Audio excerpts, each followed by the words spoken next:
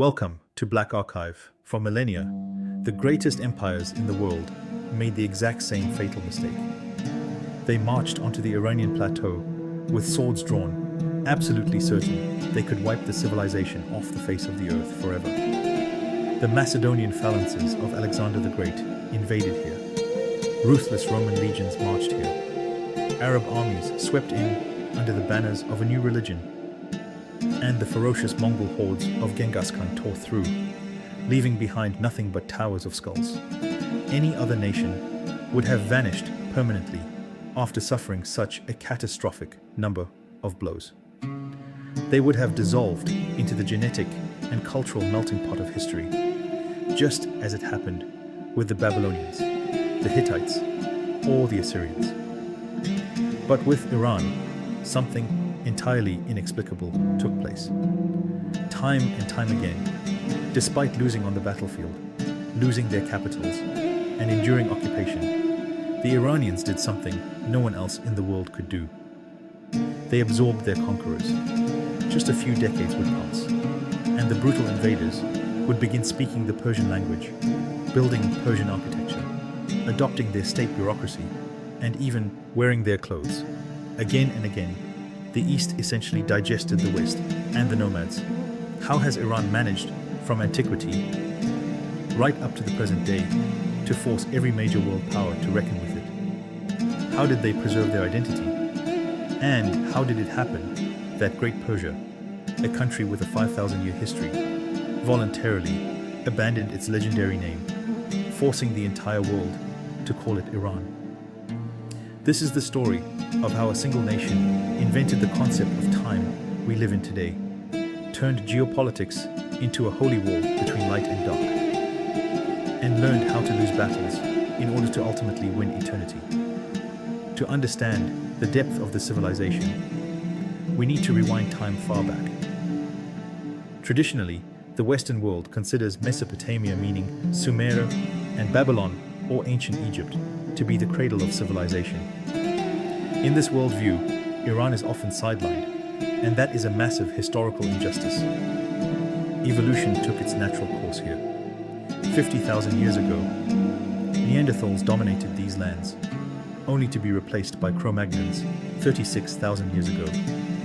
But the real revolution began later. Archaeologists have discovered urban-type settlements on Iranian territory, like the Giruf culture, and the SEK ziggurat, dating back 6,000 to 7,000 years. Ceramic vessels from the 4th millennium before Christ irrefutably prove one of the oldest civilizations on the planet evolved right here, standing shoulder to shoulder with Mesopotamia and China. The first major geopolitical player in these lands was Elam, a state in the southwest of modern Iran, with its capital in the city of Susa. The Elamites were so powerful that by the 26th century before Christ, they were practically dictating their will to the Sumerians. But the most mind-blowing event happened in the 23rd century before Christ, when the Akkadian king Naram-Sin went to war with Elam. The conflict didn't end with a simple truce. A written treaty was signed. It guaranteed Elam's independence on the condition that they aligned their foreign policy with Akkad. Think about that. This is the first documented international treaty in human history. The Iranian space stood at the very origins of global diplomacy. Genetically, however, the Hittites were closer to the people of Mesopotamia. The people we call Iranians today arrived here later. Sometime between the 20th and 15th centuries before Christ, nomadic tribes began descending onto this mountainous plateau from the north, from the steppes of Central Asia and the Caucasus. They belonged to the giant family of Indo-European nations, representing its distinct Indo-Iranian branch. Amazingly, their ancient language was a direct relative of Latin, Greek, and the languages spoken across all of Europe today, including English and Spanish. Settling on these lands, they began calling themselves Aryans, meaning noble, and named their new homeland Aranimva, the land of the Aryans. Over time, this word morphed into the familiar name we know as Iran. They mixed with the ancient culture of Elam and split into powerful alliances, the most famous of which became the Maids and the Persians.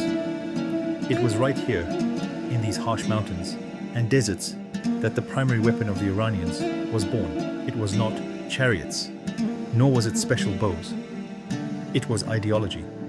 Long before the emergence of Christianity and Islam, a religion was born on the Iranian plateau that turned human consciousness upside down. Zoroastrianism. For the ancient Iranian, life was not simply a series of meaningless accidents or a cyclical changing of seasons. The universe was perceived as the battlefield of a total uncompromising war between Ahura Mazda, the transcendent god of light, truth, and order, and Orion, the spirit of absolute evil, lies, and darkness. And, most importantly, Zoroastrianism clearly mapped the geography of this evil.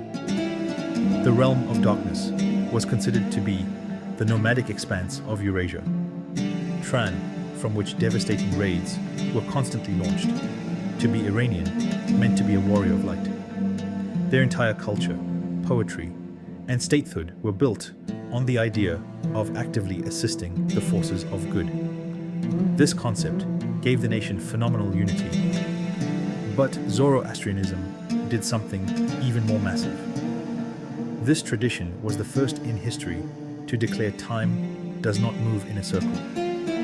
Time is linear. The world had a beginning, creation, and it will have an inevitable end. A final battle between light and dark, a purification of the world by fire, and a last judgment. How did this idea conquer the world? When the Persians conquered Babylon in the 6th century before Christ, they liberated the Jews, who were languishing there in captivity. Judea became a province of the Persian Empire for 2 centuries. During this period of close contact, Jewish thinkers adopted from the Zoroastrians the culture of anticipating the end of times, linear time, and the final judgment. Later, this doctrine flowed into Christianity and Islam. Prominent philosophers, including Friedrich Nietzsche, acknowledged that Iran played the key role in discovering linear time, the coordinates within which we still think today.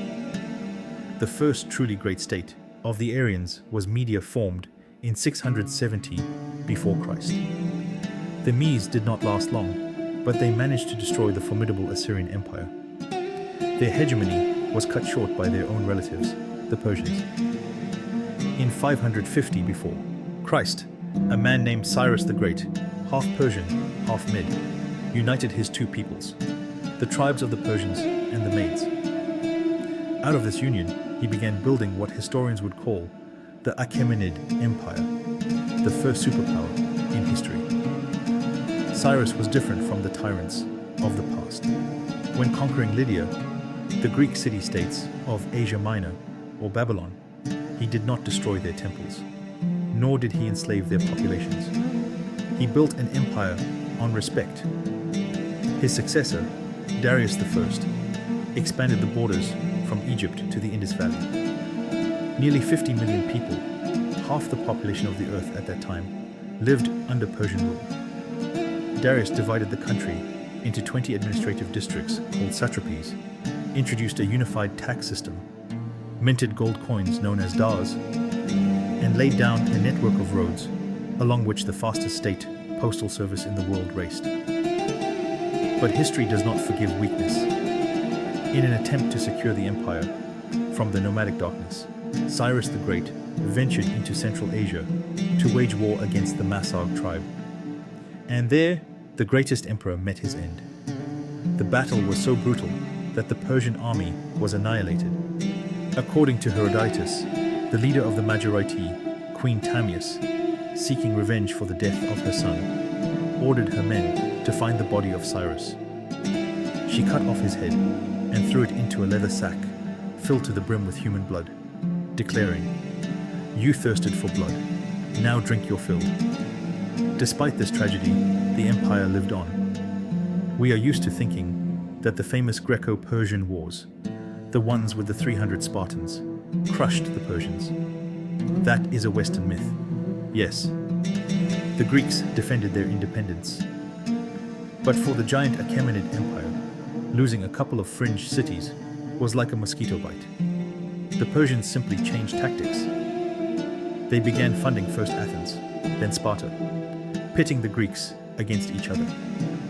Ultimately, in 387 before Christ, the exhausted Greeks were forced to sign a humiliating treaty on the terms of the Persian king Artaxerxes. What the Persians could not take with a massive army, they bought.